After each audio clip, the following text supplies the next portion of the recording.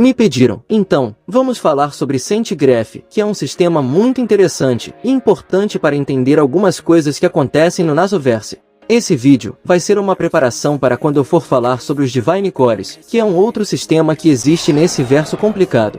Então, deixa o like aí para me ajudar, se inscreva no canal se não for inscrito, e venha fazer parte da nossa tábua redonda. Sua presença é mais que bem-vinda.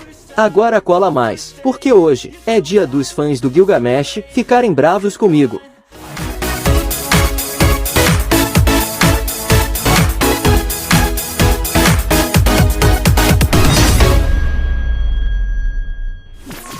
Centigraph, palavrinha muito usada nessa franquia, e que algumas pessoas me perguntam sobre ela. O que é? E para que serve o Centigraph? Então, vamos falar sobre.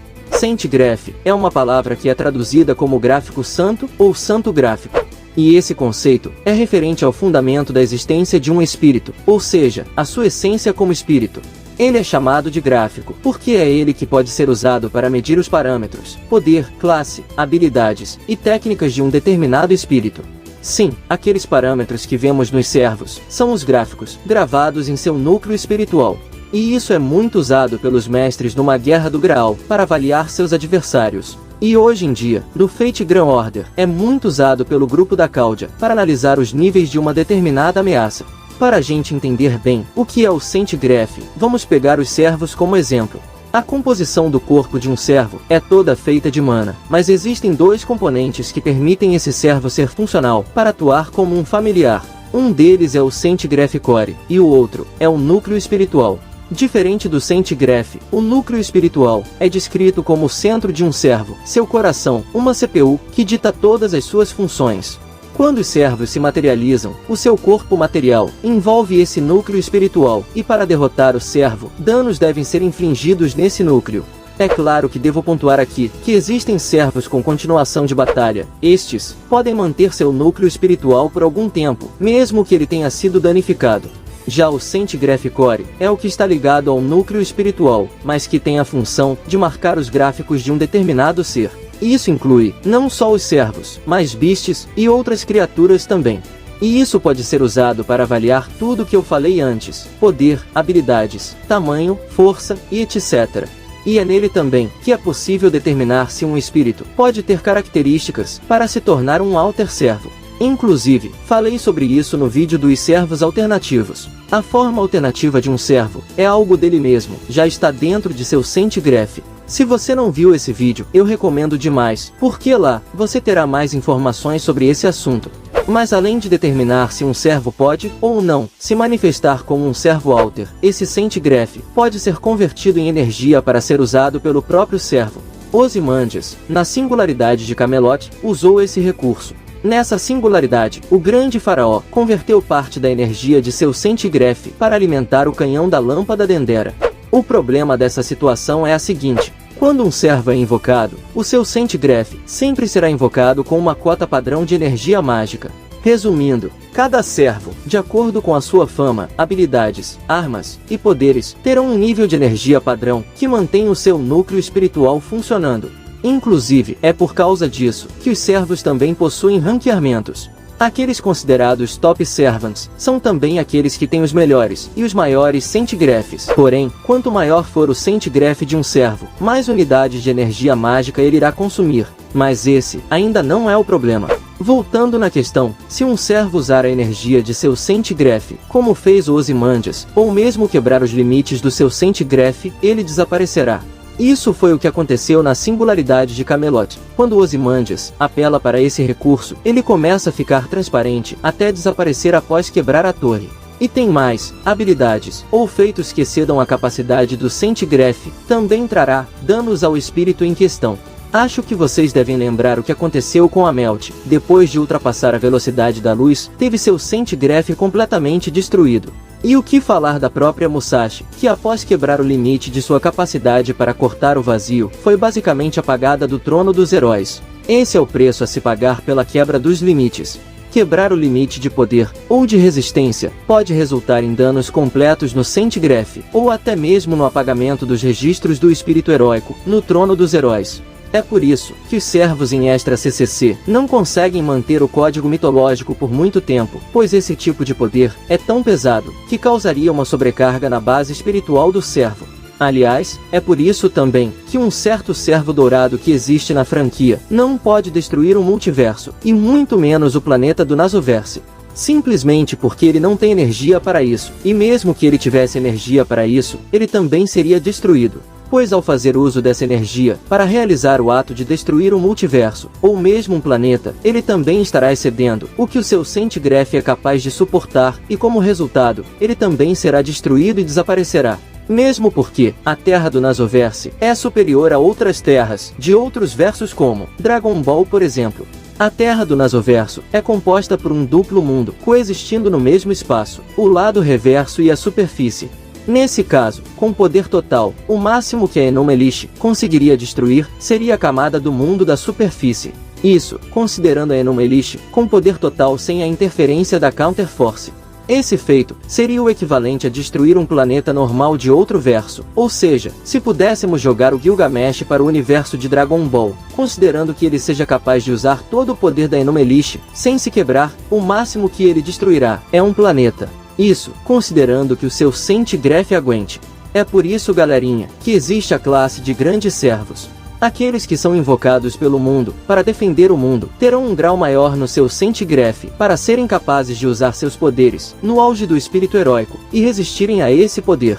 E mesmo assim, ainda vemos em Fate Grand Order o que acontece na maioria das vezes. Mesmo os grandes servos, que são invocados para combater beasts, alienígenas e ameaças poderosas, ainda têm dificuldades de combater esses seres. Se os 7 grandes servos, que são considerados os melhores da humanidade, já foram derrotados pela Alien God, imagina o que ela não faria com os servos normais. Enfim, o que eu estou fazendo aqui é apenas uma análise para vocês pensarem e refletirem a respeito. Bom, existem várias escalas de Centigraphs, e seres como alienígenas e espíritos divinos possuem nível superior ao nível dos espíritos heróicos. Porém, quando beasts, alienígenas ou espíritos divinos são convocados como servos, eles jamais exibirão a escala de seu poder real, pois estes sofrerão uma redução enorme em seu Centigraph para atuarem como familiares. Devido a isso, serão invocados no mesmo nível de poder de espíritos heróicos. Já os grandes servos possuem um nível tão alto em seu Centigraph que fariam servos regulares parecerem familiares baratos, uma cópia fajuta comparado a eles. Agora, em relação aos espíritos fantasmas, estes não possuem Centigraph poderoso, e por causa disso, eles sequer podem se manifestar por conta própria, como Sasaki Kojiro em Fate Stay Night. Aquele servo é um fantasma que usou como base a lenda do Sasaki para se manifestar. E um outro ponto muito importante sobre o Centigraph é que ele pode sofrer alterações e acabar se dividindo em diferentes aspectos de manifestações. Carlos Magno é um bom exemplo. Seu Centigraph permite 2 tipos diferentes de sua manifestação. Também podemos colocar como exemplo as eras de cada herói, que pode fazê-lo se manifestar em classes diferentes. O próprio Gilgamesh, ele é invocado como arqueiro no auge da sua idade, e como caster, na sua idade mais experiente, onde ele se torna um rei sábio. Além disso, o Centigraph pode funcionar como um sistema de hospedagem de múltiplas entidades. Pois é, um desses casos é o das Valquírias. Elas são várias entidades diferentes sobrepondo um mesmo Centigraph. E isso que estou falando são informações muito importantes que algumas pessoas acabam se esquecendo, ou talvez nem conheçam, e acabam entendendo tudo errado. Por isso, anotem bem essas informações. Agora, vamos falar dos tipos e das saídas Centigraph, que seriam os níveis de poder liberado por cada ser. E vamos começar pelos tipos. Para começar, temos a Chitarte Origin. Essa divindade possui uma galáxia Centigraph ao liberar o seu verdadeiro corpo chamado de Belmana. Seres de nível galáctico como ela só sofrerão danos por armas de nível galáctico. Fantasmas nobres abaixo desse nível não vão nem arranhar. A heroína X, com sua Excalibur atualizada, foi capaz de cortar Belmana, e a Rongomínia da Dumble X também está nesse nível. Não à toa, a Chitarte é uma das divindades mais poderosas do Nasoverse até o momento. Abaixo disso, temos o Centigraph da classe Estelar. Segundo Goredolf, Centigraphs deste nível possuem tanta energia quanto uma estrela. Seres que escalam essa categoria são o famoso Sephar e a nossa querida Materatsu. Normalmente a escala de energia de seres do nível estelar vai ter uma média que varia entre 300 milhões para mais. E em termos de energia bruta, a Amaterasu é ainda mais poderosa que o próprio Sefar. E seres de classe estelar só serão derrubados por armas de classe estelar. Outros mencionados nessa categoria é o Lost Belt Oort em sua segunda etapa, e também a Ualgamari, que se manifesta no Lost Belt americano, o Lost Belt da Kukulkan. Agora, temos a famosa classe planetária. Seres da classe planetária só poderão ser prejudicados por armas de classe planetária. A Rongomínia usada pela Morgan é uma delas. Eu acredito que a Enomelish pode atingir esse nível em seu auge. Bom, nessa categoria temos 3 conhecidos. Nero Draco Beast, a primeira classe planetária. Goetia, segunda classe planetária. E também a Ualgamari, que se manifesta no Lost Belt Atlântico, terceira classe planetária, perdendo para o Goetia. E temos por último, uma outra classe, que é a classe satélite. Infelizmente, ainda não existe informação, mas o Oort Lost Belt, na sua primeira etapa, possui esse tipo de centigraph. Essas são as categorias conhecidas e catalogadas pela própria Caudia durante a restauração da história até o momento. E para terminar, temos o conceito de saída centigraph. Isso nada mais é que o nível de escala de cada ser. A Amaterasu, como eu já falei, tem esse nível que está na tela, o nível de energia dela. E aliás, ela sim, tem descrições de que poderia atacar o multiverso. Aqui, nós poderíamos chamar de uma personagem multiversal. Temos também o nível de saída centigraph da Tiamat, que ultrapassa os 900 e tereré. E temos outros níveis que foram medidos, como os da Lion King. Aliás, segundo o Dr. Romanin, os fantasmas nobres mais bem classificados dos servos atingem apenas 3.000 de saída de energia. Isso confirma que a Enomelish, que é um dos NPs mais bem classificados, não teria energia para destruir o planeta, e muito menos o multiverso inteiro. Se a Lion King, com energia acima dos 3 milhões, só poderia destruir toda a textura da superfície do planeta, isso significa que um servo que possui centigraph que não passa dos 3.000, não seria capaz de destruir a Terra, confirmando o que foi afirmado pela Da Vinci. Apenas a obra se explicando sozinha, eu não preciso gerar nenhuma ideia mirabolante para explicar. Enfim, isso é tudo que vocês precisam saber sobre o centigraph. Aqui termina a nossa jornada de hoje. Qualquer dúvida ou sugestão é muito bem-vinda na área de comentários. Espero que agora todos tenham entendido de fato o nível dos seres do Nasuverse, pois suas escalas e energia são medidas através do gráfico santo de cada um deles. E assim, essa obra mantém o seu equilíbrio na medida certa e do jeito certo. Agora, eu me despeço de vocês, agradecendo a todos os mestres e servos que me acompanharam até aqui, e também a todos os grandes servos que enviaram esse vídeo para seus companheiros. Até o nosso próximo vídeo. Fui, valeu, e tamo junto!